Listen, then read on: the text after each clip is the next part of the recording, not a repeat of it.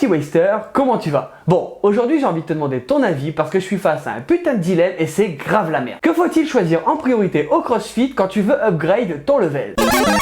Alors c'est l'occasion, on en parle dans la vidéo.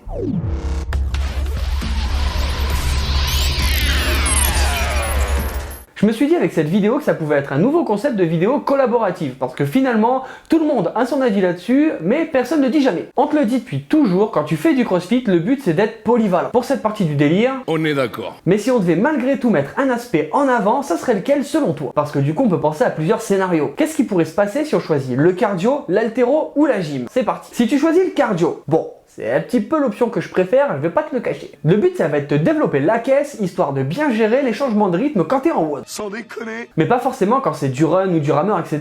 Non, même quand il y a des barres, tu pourras les encaisser plus fort parce que ton cardio il sera meilleur. Mais alors, pourquoi ça fait de toi un meilleur crossfitter si tu choisis cette option? Je sais pas.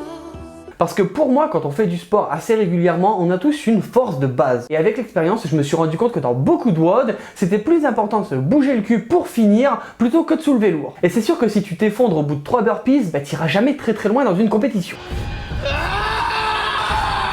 Alors forcément, si tu choisis le cardio, le but c'est pas non plus de lâcher tous les autres facettes, mais simplement de le mettre un petit peu plus en avant en rajoutant peut-être un WOD dédié par semaine. Et je pense personnellement que ça peut t'amener à de bons résultats à moyen terme. Maintenant, si tu choisis la gym, tu vas chercher à développer tes capacités en pull-up, en chest to bar, en muscle up, en handstand, en HSPU, etc.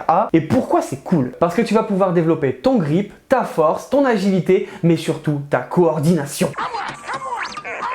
Et je sais pas si tu es au courant, mais dans tes WOD, eh ben t'en as très souvent besoin. Et on va pas se le cacher, dans un AMRAP bien dégueulasse, tu as dizaines de répétitions de pull-up ou de toss to bar, etc.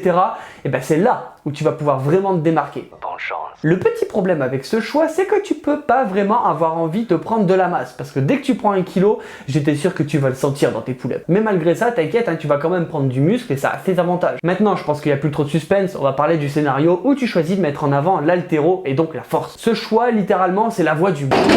Pourquoi? Parce que le but c'est de devenir une mule quand tu arrives devant une barre. T'as juste envie d'une chose, tu veux soulever, pousser, tirer et super lourd. Je suis hyper folle de lui. Et surtout le plus important, tu veux exploser tes PR. La grande question auquel il faut répondre c'est est-ce que c'est utile? Ben oui, parce qu'au CrossFit, si tu veux vraiment être bon, ben il faut être fort. Et pour une bonne raison, parce que tes PR, plus ils seront loin de tes barres de WOD, et ben moins tu auras besoin de taper dans ton cardio quand tu devras les soulever.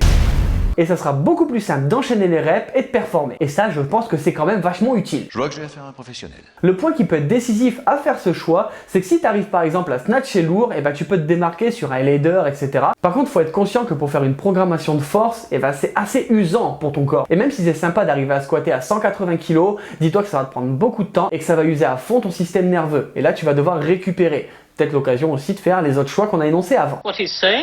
Parce que ton corps, ça a beau être une machine, et ben parfois, il faut quand même y faire un peu attention. Bref, quand on y réfléchit, ça donne quand même pas mal d'axes à donner à son training. Et donc la grande question où j'attends ta réponse, c'est et toi, tu choisirais quoi? Bien sûr, comme je te l'ai dit au début de la vidéo, on part du principe que tu as envie de choisir un point spécifique et de sacrifier un petit peu de ta polyvalence. Alors c'est parti pour me donner ta version en commentaire. Bon voilà, j'espère que ce concept de vidéo un petit peu plus collaboratif que d'habitude te plaît, donc n'hésite pas à répondre en commentaire à la question. En attendant, la vidéo elle est terminée. Si t'es pas un dalleux, laisse un pouce bleu, abonne-toi. Si tu veux rejoindre la team et voir un petit peu plus de l'envers du décor, n'hésite pas à me rejoindre sur Instagram et Facebook, les liens ils sont en description comme d'habitude. Si tu veux soutenir la team et porter les couleurs, pareil, il y a le store en description. Et nous on se retrouve chaque mardi et vendredi pour une prochaine vidéo. Ciao ciao.